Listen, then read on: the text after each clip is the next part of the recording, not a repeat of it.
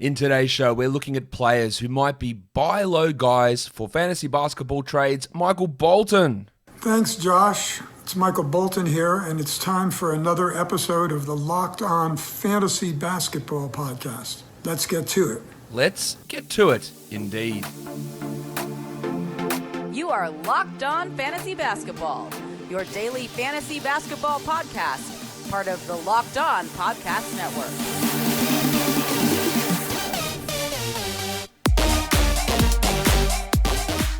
Hello and welcome to the Locked On Fantasy Basketball Podcast brought to you by Basketball Monster. My name is Josh Lloyd and I am the lead fantasy analyst at basketballmonster.com and at Yahoo Sports Australia. And you can find me on Twitter as always at redrock_bball and on Instagram at Locked On Fantasy Basketball. Now, fantasy trade deadlines are coming up. The real NBA trade deadline is coming up. I believe the standard Yahoo Fantasy Basketball trade deadline is this week. So I'm not sure if we'll do buy lows and sell highs next week or not. We'll see. I'll get some feedback on that. I'm sure I will.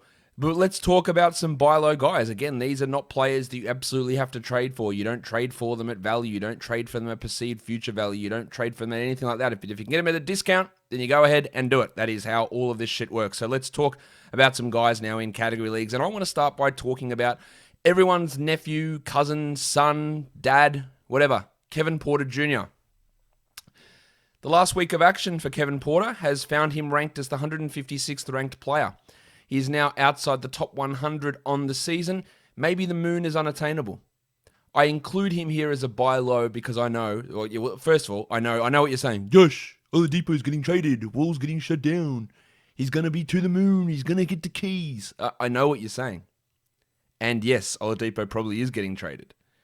The reason that he is here as a buy low player is because I have fielded numerous questions, seen numerous comments. Josh, I need a streaming spot. I had to drop Kevin Porter Jr. So I needed to get one category win this week. So I had to drop him. Josh, should I drop Kevin Porter Jr. or should I drop insert shitful player here? Josh, is KPJ a drop? Oladipo and Wall, they're getting all the touches. Short-sightedness is a big problem. And before you come in and say, yeah, but those guys just don't know what they're doing. They knew what they were doing enough to add Kevin Porter Jr. So it's not like, oh, these are just beginners. These are noobs. These are tacos. It's none of that shit. It's people who have Kevin Porter who are thinking this. Do I drop him? Do I stream on? It's much better getting streaming value out of that position. Do I drop Kevin Porter for TJ McConnell? Do I drop him for Malik Monk? Saw that one. Do I drop him for Devontae Graham? Like all this stuff is out there, right? So that's why I include it here, because if people are willing to drop him for a 1 week win, if people are willing to drop him to stream, then they are willing to sell him at a price that is probably below where he's going to end up. Now, he has issues with his shooting for sure. 42 and 65% across the, and 21% from three across his games this year, which is, of course, atrocious, a true shooting of 49%. But it's his assists. He's getting some steals, he's blocking shots, and he can be a good scorer with good usage. So while the pendulum may have swung for some people too far in the other direction, that is where you can strike. That is where you can acquire him at a cheaper price. And by cheaper price, I mean you're not paying top 50, top 70, top 80, top 90 even. Because there are guys out there who are willing to drop. So you throw your worst two players, two out of your worst three players in a trade and see what happens. I think you'll be rewarded pretty well. Jayson Tatum is on my list as well. Missed last game due to illness. 49th ranked player over the last month. Why? Why is he so low? Well, the shooting is just not that great. We thought maybe he takes a step forward. And in fact, he's taken a step back in his shooting. 45% in each of the last two seasons from the field. 44.7 this year. 44% over the last month. But importantly, 79% from the free throw line. And that's down from 86% this season. What he's doing is, I've said this about Jayson Tatum so many times, that he's a guy that produces average production across most categories. Now this year, what he's been able to do, and even last year, is up the scoring to be above average. I'll take that usage way up, which is impressive. But everything else is just, apart from field goal percentage being down, like it's just bang on average. That's sort of just where he sits. 25, which is great. 2.7 triples, that's above average for sure. 7 boards, 4 assists, 1.3 steals. Like, they're all just bees dicks above average. And when things drop off, like the free throw percentage has dropped off, like his assists are down almost 1 per game over the last month, then there is some scope to buy low. Is he going to be that first-round player that some people thought he could be? No. Can he go back to being a second-round guy? Maybe, probably. Not guaranteed, but probably. So when you look at a guy, again, who's just nudging inside the top 50 over the last month, there is some buy low potential there. Let's talk about the next guy, the double royal, Julius Randle.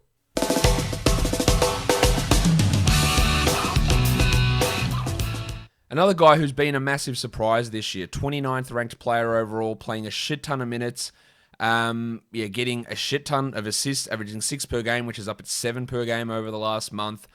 Shooting numbers have been better than expected, hitting 41% of his threes, but we are starting to see some of his numbers reduce. In fact, over the last 2 weeks, he's hitting just 38% of his twos and just 69% of his free throws. Giggity! That's dropped his true shooting to an honestly abysmal 49% over that time frame. And he is the 56th ranked player over the last week despite playing 42 minutes a night because nothing is going in. His true shooting over those last 3 games is 44%. Now, Julius Randle doesn't have a track record of being this good. And I think that is worth discussing, that when a player doesn't have that track record, there is some ability to buy low on them. But I still believe that he's going to be able to push back into that top 30 mix pretty comfortably, even if he is having some struggles with his shooting at the moment. And that's what's happening. And some people say he's wearing down, and that's a distinct possibility with the way that his dickhead coach would run players into the ground. Like, he leads the league in minutes by a significant margin. And that is a definite risk, for sure. But I still think there is some improvement from a true shooting of 44% to get back to at least 55, 56, and then boost some of those other categories up as well. Let's talk to Dejounte Murray now, another guy who, over the last 2 weeks, is not playing well. And I say that because he's the 139th ranked player over that time. He's 64th for the season. Yeah, just trucking along all right, averaging 15, 7, and 5. So why are his numbers so low? Is it shooting? Well, not really. 44% from the field. 23% from 3. He's not a three-point shooter. He's averaging less than 1 per game over the year. And yes, that has cut in half, and that's an impact. But why? Well, a lot of his value is predicated on getting good steals, averaging 1.5 per game. Over the last 7 games, he has had 5 steals. That is part of why his numbers have dropped, or his ranking numbers have dropped so much. He's never going to be a good assist player, but even that has dropped down from 5 to 4. He's never going to be a good threes guy, down from 0.9 to 0.4. The free throws are great. The field goal percentage is solid for what he is. His 3-point percentage is horrendous, but hopefully you're not, well, not hopefully. Well, hopefully if you have him, you're not playing in a league with 3-point percentage. But just halving his steals, halving his threes, losing 20% of his assists over the last 7 games is important to note. Now, is that because Derek White is back? Because he's had free run of being him and DeMar DeRozan, the only ball handlers. And then since the All-Star break, we've had Derek White playing nearly every one of these games after COVID and his toe injury. Now, that doesn't have an impact. It shouldn't have an impact on his steals, but maybe that 20% drop in assists, maybe that's a factor there as well. And the 3-point shooting won't have anything to do with Derek White either. So there is some room for him to bounce back up and probably find himself back in that top 70 type range. The next guy, the last guy for category leagues we talk about is Jerami Grant, who, again, blew everyone away. The contract wasn't that bad. Look how dominating he is. Well, over the last month, he's not a top 100 player. Why is that? Because he's not hitting shots. And we saw this and we marveled at it, or I marveled at it. Maybe you did too. And I said, I can't believe this bloke has been able to have such a big increase in usage, up from 18 to 28%, but somehow improve his true shooting percentage. Well, that's not the case anymore because his true shooting has gone from 57 to 56, and it's down to 54 over the last month and 49 over the last week. The load that he is dealing with is just too big, and it is impacting what he can do. But in saying that, I don't think he's 40% over the last month. I don't think he remains a 40% 40% field goal guy and 28% 3-point shooter. He is better than that. and those numbers will start to improve, but I wouldn't look for him to be that top 30 guy that we saw this season. He can maybe get back to the top 50, but so much of it is going to depend on him getting back some of his efficiency numbers. His blocks have also fallen off as well. Just 5 blocks in his last 10 games, as opposed to going for 1 a game over the course of the season. His assist numbers, which did start out pretty well, they're under 3.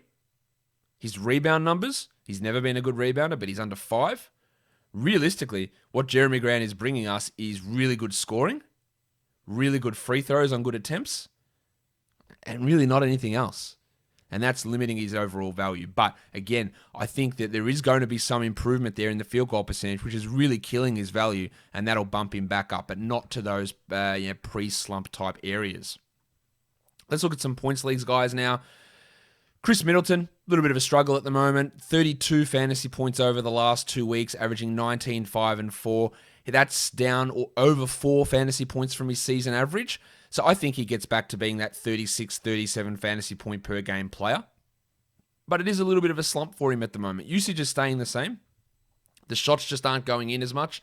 The rebounds and the assist numbers are down pretty significantly too. And you think the assists would have jumped up somewhat, but 4 per game over the last 6, as opposed to 5.5 this season, it's a little bit troubling. I've got Gordon Hayward on this list. I'm not confident with saying that because his last game without LaMelo Ball was great. 27, 7, and 6 with 44 fantasy points. But prior to that, and his recent form, has just not been good. But you might be able to fool people who are looking at averages only, who is averaging, 33 over the last 2 weeks, 31 over the last 4 games. And he is like a 37 fantasy point guy, I'd say. So there is some scope there to try and upsell. But again, if someone wants to get a 37-point guy off you, you don't do that trade. You do it at that lower value if possible. Let's talk about this bloke. Porzingis. Yep. Kristaps Porzingis, 84th ranked player over the last week. He's averaging 11 points in his last 3 games. 10 boards is fine. 2 blocks is great. 30 fantasy points is not. I think that we can maybe look at him as a 39-point producer. He hasn't been at that level yet, but he's only playing 30 minutes a night. I think there is some real scope for him to improve what he's doing. And this is probably a nadir of his value at the moment. So I think and his usage really low, under 22% over the last 3 games. So there is real room for that to jump back up for Porzingis. Brad Beal, it's not just the last week, it's since the All-Star break. He hasn't been the same. 38 fantasy points per game. This dude's averaging 47 over the course of the season. So why? Well, 5 fewer real-life points per game. Steals cut in half. Rebounds down by almost 30%. Is that Russell Westbrook getting more playing time and being more active in terms of the scoring, the usage, and the rebounds, not the steals? Maybe. Usage down from 35 to 29%. There is a level of concern I have there. This is the concern I had with Beal beginning of the season. I went, I'm not sure. Westbrook's there. I wouldn't want to take Beal in that first round because if Westbrook's getting a ton of usage and taking some rebounds and assists, then Beal is going to have somewhat of a drop-off. And it didn't happen until now. This could just be a temporary blip, and most likely it is. But I'm definitely a little bit concerned about that. And if I'm a little bit concerned, that might mean his managers are also as concerned. So we're not trading top 15 value for Beal, who's a 46 fantasy point guy, 47 fantasy point guy per game this season. If we can get him as a 43 guy, I think there's value. But even looking over the last 2 months, he's at 45 fantasy points, which is, again, 2 points down from his season numbers. So the numbers are consistently declining as the season goes on, and coincidentally or not, as Russell Westbrook's production increases. So just be really careful in acquiring Bradley Beal, because there is some evidence, as shaky as the evidence might be, to suggest that maybe this is the trend, or this is the current level of production that might stick. So just be aware of that. And Deandre Ayton's the last bloke I want to talk about, who has not been good this year. That's pretty clear. 63rd ranked player, averaging 32 fantasy points, but it's been worse of late. 26 over the last 3 games, 25 minutes, averaging 16 and 7. The thing that really is bothering there is the massive drop in his rebound numbers. He hasn't registered a steal in those 3 games. He's blocking less than 1 shot per game. He averages 1 assist, so he just has so many areas where he is deficient. And if the Suns are going to play him 25 minutes a night, then obviously that's a concern.